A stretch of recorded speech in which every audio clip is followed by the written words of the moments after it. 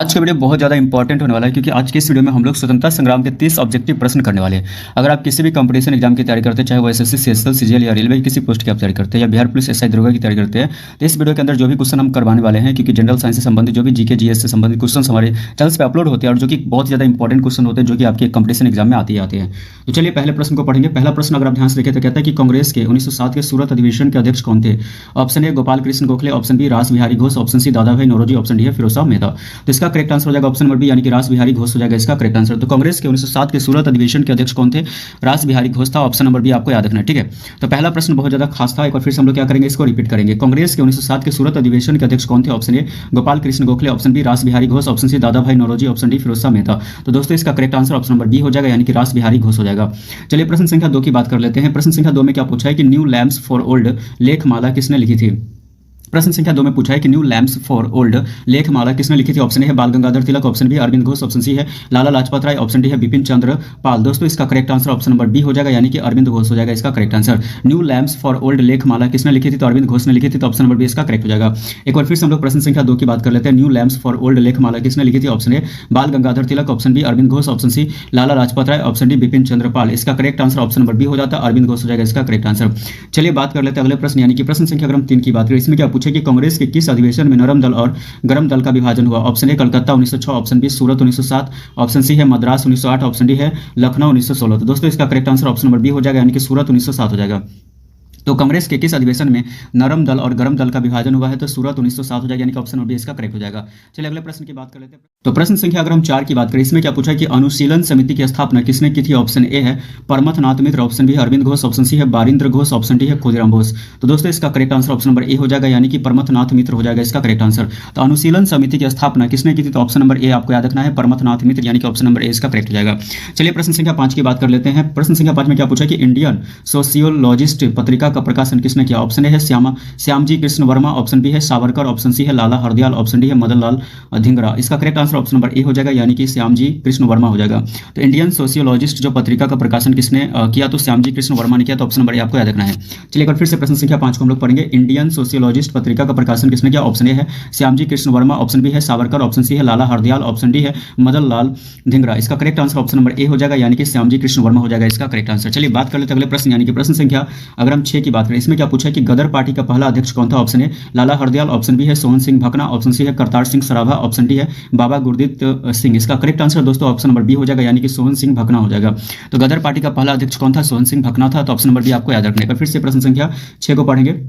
गदर party का पहला अध्यक्ष कौन था? Option A Lala Hardayal, option B Sohan Singh Bhakna, option C Kartar Singh Sarabha, option D है बाबा गुरदीप सिंह। इसका करेक्ट आंसर दोस्तों ऑप्शन नंबर बी हो जाएगा यानी कि सोहन सिंह भकना हो जाएगा। चलिए बात कर लेते हैं अगले प्रश्न यानी कि प्रश्न संख्या 7 की बात करते हैं। इसमें क्या पूछा है कि कांग्रेस के लखनऊ अधिवेशन यानी कि 1916 के अध्यक्ष कौन थे? ऑप्शन ए में है अंबिका चरण मजूमदार, ऑप्शन बी है Gokhale, option see any Besant, option D है तिलक। तो दोस्तों इसका correct answer option number A हो जाएगा यानी कि अंबिका चरण मजूमदार हो जाएगा। यानी कि कांग्रेस के लखनऊ अधिवेशन यानी 1916 के अध्यक्ष कौन थे? तो अंबिका चरण मजूमदार थे यानी कि ऑप्शन नंबर ए आपको याद रखना है। अगले प्रश्न यानी कि प्रश्न संख्या 8 की बात कर लेते हैं। इसमें क्या पूछा है काकोरी षड्यंत्र केस में कुल कितने लोगों को फांसी की सजा दी गई? Option A 2, option B 3, option C 4, option D 5। तो इसका correct answer option number C हो जाएगा यानी कि 4 लोगों को आपको याद रखना है। काकोरी षड्यंत्र केस में कुल कितने लोगों को फांसी की सजा दी गई थी? तो 4 लोगों को फांसी की सजा दी गई थी, ऑप्शन नंबर सी इसका करेक्ट होगा। एक बार फिर से प्रश्न संख्या 8 को पढ़ेंगे। काकोरी षड्यंत्र केस में कुल कितने लोगों को फांसी की सजा दी गई? Option A 2, option B 3, option C 4, option D 5। तो इसका correct answer option number C हो जाएगा यानी कि 4 लोगों को याद रखना आपको। चलिए अगले प्रश्न की बात कर लेते हैं। प्रश्न संख्या अगर हम 9 की बात करें तो इसमें क्या पूछा है कि कॉमनवेल्थ समाचार पत्र किसने शुरू किया? Option A Annie Besant, option B Tilak, option C Gokhale, option D Savarkar. तो इसका correct answer option number A हो जाएगा यानी कि एनी बेसेंट हो जाएगा इसका करेक्ट आंसर। कॉमनवेल्थ समाचार पत्र किसने शुरू किया? तो एनी बेसेंट ने शुरू किया, तो ऑप्शन नंबर ए इसका करेक्ट हो जाएगा। फिर से प्रश्न संख्या 9 को हम लोग पढ़ेंगे। कॉमनवेल्थ समाचार पत्र किसने शुरू किया? Option A Annie Besant, option B Tilak, option C Gokhale, option D Savarkar. तो इसका correct answer option number A हो जाएगा यानी कि एनी बेसेंट हो जाएगा। चलिए बात कर लेते हैं अगले प्रश्न यानी कि प्रश्न संख्या 10 की बात करते हैं। इसमें क्या पूछा है कि 1928 की नेहरू रिपोर्ट के अध्यक्ष कौन थे? Option A Jawaharlal Nehru, option B Motilal Nehru, option C Subhash Bose, option D है जिन्ना। तो इसका correct answer option number B हो जाएगा यानी कि मोतीलाल नेहरू हो जाएगा। 1928 की नेहरू रिपोर्ट के अध्यक्ष कौन थे? तो मोतीलाल नेहरू थे, ऑप्शन नंबर बी आपको याद रखना है। एक बार फिर से हम प्रश्न संख्या 10 को पढ़ेंगे। 1928 की नेहरू रिपोर्ट के अध्यक्ष कौन थे? Option A Jawaharlal Nehru, option B Motilal Nehru, option C Subhash Bose, option D Jinnah. तो इसका correct answer option number B हो जाएगा यानी कि मोतीलाल नेहरू हो जाएगा इसका करेक्ट आंसर। अगले प्रश्न यानी कि प्रश्न संख्या 11 की बात कर लेते हैं। पूर्ण स्वराज प्रस्ताव किसने प्रस्तुत किया था? Option A Jawaharlal Nehru, option B Gandhi ji, option C Patel, option D Rajendra Prasad. इसका correct answer option number A हो जाएगा, यानी कि जवाहरलाल नेहरू हो जाएगा इसका करेक्ट आंसर। तो पूर्ण स्वराज प्रस्ताव किसने प्रस्तुत किया था? जवाहरलाल नेहरू ने। ऑप्शन नंबर ए आपको याद रखना है। प्रश्न संख्या 11 को हम लोग फिर से पढ़ेंगे। पूर्ण स्वराज प्रस्ताव किसने प्रस्तुत किया था? Option A Jawaharlal Nehru, option B Gandhi ji, option C Patel, option D Rajendra Prasad. इसका correct answer option number A हो जाएगा, यानी कि जवाहरलाल नेहरू हो जाएगा इसका करेक्ट आंसर। चलिए बात कर लेते हैं अगले प्रश्न यानी कि प्रश्न संख्या अगर हम 12 की बात करें तो चटगांव शस्त्रागार कांड का नेतृत्व किसने किया? Option A Suresh Sen, option B Binoy Bose, option C है बाघा जतीन, ऑप्शन डी खुदीराम बोस। दोस्तों इसका correct answer option number A हो जाएगा, यानी कि सुरेश सेन हो जाएगा इसका करेक्ट आंसर। तो चटगांव शस्त्रागार कांड का नेतृत्व किसने किया था? सुरेश सेन ने किया था। तो ऑप्शन नंबर ए इसका करेक्ट हो जाएगा। चलिए अगले प्रश्न की बात कर लेते हैं। प्रश्न संख्या 13 की। इसमें क्या पूछा है कि the Indian war of independence 1857 पुस्तक किसने लिखी? Option A V D Savarkar, option B Tilak, option C Dada Bhai Naoroji, option D Gokhale. तो इसका correct answer option number A हो जाएगा, यानी कि बी डी सावरकर हो जाएगा। तो the Indian war of independence 1857 पुस्तक किसने लिखी थी? वी डी सावरकर ने लिखी थी। बहुत इंपॉर्टेंट प्रश्न है, इसको एक बार हम लोग फिर से पढ़ेंगे। The Indian war of independence 1857 पुस्तक किसने लिखी? Option A V D Savarkar, option B Tilak, option C Dada Bhai Naoroji, option D Gokhale. तो इसका correct answer option number A हो जाएगा, यानी कि बी डी सावरकर हो जाएगा। चलिए बात कर लेते हैं अगले प्रश्न यानी कि प्रश्न संख्या अगर हम 14 की बात करें। इसमें क्या पूछा है? गांधी जी ने पहली बार कांग्रेस के किस अधिवेशन में भाग लिया? ऑप्शन ए है 1901 कलकत्ता अधिवेशन, ऑप्शन बी 1905 बनारस अधिवेशन, ऑप्शन सी 1907 सूरत अधिवेशन, ऑप्शन डी 1911 दिल्ली अधिवेशन थे। दोस्तों इसका correct answer option number A होगा, यानी कि 1901 कलकत्ता अधिवेशन हो जाएगा। गांधी जी ने पहली बार कांग्रेस के किस अधिवेशन में भाग लिया? तो 1901 कलकत्ता अधिवेशन में भाग लिया। तो ऑप्शन नंबर ए इसका करेक्ट हुआ। अगले प्रश्न यानी कि प्रश्न संख्या 15 की बात करते हैं। इसमें क्या पूछा है कि हिंदुस्तान रिपब्लिकन एसोसिएशन की स्थापना किस वर्ष हुई थी? Option A 1922, option B 1924, option C 1925, option D 1927। तो इसका correct answer option number B हो जाएगा, यानी कि 1924 हो जाएगा। हिंदुस्तान रिपब्लिकन एसोसिएशन की स्थापना किस वर्ष हुई थी? तो 1924 में, यानी कि ऑप्शन बी आपको याद रखना है। अगले प्रश्न की अगर हम बात करें तो प्रश्न संख्या 16 में क्या पूछा है कि युगांतर पत्रिका किससे संबंधित है? ऑप्शन ए क्रांतिकारी आंदोलन, option B Congress, option C Muslim League, option D Kisan Sabha. तो दोस्तों इसका correct answer option number A होगा, यानी कि क्रांतिकारी आंदोलन हो जाएगा इसका करेक्ट आंसर। युगांतर पत्रिका किससे संबंधित थी? तो क्रांतिकारी आंदोलन से संबंधित है, यानी कि ऑप्शन नंबर ए इसका करेक्ट होगा। चलिए अगले प्रश्न की बात कर लेते हैं, यानी कि प्रश्न संख्या अगर हम 17 की बात करें तो भारतीय राष्ट्रीय कांग्रेस की स्थापना के समय वाइस राय कौन था? Option A Lord Ripon, option B है लॉर्ड डफरिन, ऑप्शन सी है लॉर्ड कर्जन, ऑप्शन डी है लॉर्ड मिंटो। इसका correct answer option number B हो जाएगा दोस्तों, यानी कि लॉर्ड डफरिन हो जाएगा इसका करेक्ट आंसर। तो भारतीय राष्ट्रीय कांग्रेस की स्थापना के समय वाइस राय कौन था? तो लॉर्ड डफरिन था। ऑप्शन नंबर बी आपको याद रखना है।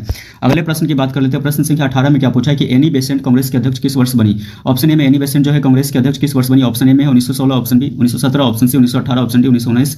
तो दोस्तों इसका correct answer option number B हो जाएगा, यानी कि 1917 हो जाएगा। तो एनी बेसेंट कांग्रेस के अध्यक्ष किस वर्ष बनी थी? 1917 में बनी थी, आपको याद रखना है। ठीक है, चलिए अगले प्रश्न की बात कर लेते हैं। प्रश्न संख्या 19 में क्या पूछा है कि दिल्ली चलो का नारा किसने दिया? Option A Bhagat Singh, option B Subhash Chandra Bose, option C Gandhi ji, option D Tilak. तो इसका correct answer option number B हो जाएगा, यानी कि सुभाष चंद्र बोस हो जाएगा। दिल्ली चलो का नारा किसने दिया? तो सुभाष चंद्र बोस, यानी कि ऑप्शन नंबर बी इसका करेक्ट होगा। अगले प्रश्न की बात कर लेते हैं। प्रश्न संख्या 20 की। इसमें क्या पूछा है कि भारतीय स्वतंत्रता लीग का गठन किस देश में हुआ था? Option A Japan, option B Singapore, option C Germany, option D Burma.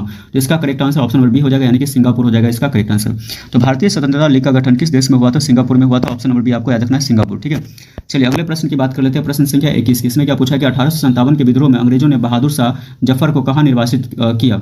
Option A Singapore, option B Rangoon, option C London, option D Colombo. तो दोस्तों इसका correct answer option number B हो जाएगा, यानी कि रंगून हो जाएगा। तो 1857 के विद्रोह में अंग्रेजों ने बहादुर शाह जफर को कहां निर्वासित किया? तो रंगून में किया था। ऑप्शन नंबर बी आपको याद रखना। चलिए अगले प्रश्न की बात कर लेते हैं। प्रश्न संख्या 22 में कांग्रेस के प्रथम अधिवेशन में कितने प्रतिनिधि उपस्थित थे? ऑप्शन ए है 62, ऑप्शन बी है 72, ऑप्शन सी है 82, ऑप्शन डी है 92। इसका correct answer option number B हो जाएगा, यानी कि 72 हो जाएगा। तो कांग्रेस के प्रथम अधिवेशन में कितने प्रतिनिधि उपस्थित है? 72, यानी कि ऑप्शन नंबर बी आपको याद रखना है, 72। चलिए एक बार फिर से इस प्रश्न को पढ़िए क्योंकि बहुत ज्यादा इंपॉर्टेंट है। कांग्रेस के प्रथम अधिवेशन में कितने प्रतिनिधि उपस्थित है? Option A 62, option B 72, option C 82, option D 92। तो इसका correct answer option number B हो जाएगा, यानी कि 72 हो जाएगा इसका करेक्ट आंसर। अगले प्रश्न की बात कर लेते हैं। प्रश्न संख्या 23 में क्या पूछा है कि भारत नौजवान सभा की स्थापना किसने की? Option A Bhagat Singh, option B Chandrashekhar Azad, option C Sukhdev, option D Rajguru. तो इसका correct answer option number A हो जाएगा, यानी कि भगत सिंह हो जाएगा इसका करेक्ट आंसर। तो भारत नौजवान सभा की स्थापना किसने की थी? भगत सिंह ने की थी। ऑप्शन नंबर ए आपको याद रखना है। अगले प्रश्न की बात कर लेते हैं। प्रश्न संख्या 24 में क्या पूछा है कि फॉरवर्ड ब्लॉक की स्थापना कब हुई? Option A 1937, option B 1938, option C 1939, option D 1940। तो इसका करेक्ट आंसर क्या हो जाएगा? ऑप्शन नंबर सी, यानी कि 1939 हो जाएगा। तो फॉरवर्ड ब्लॉक की स्थापना कब हुई थी? 1939 में हुआ था। ऑप्शन नंबर सी आपको याद रखना है।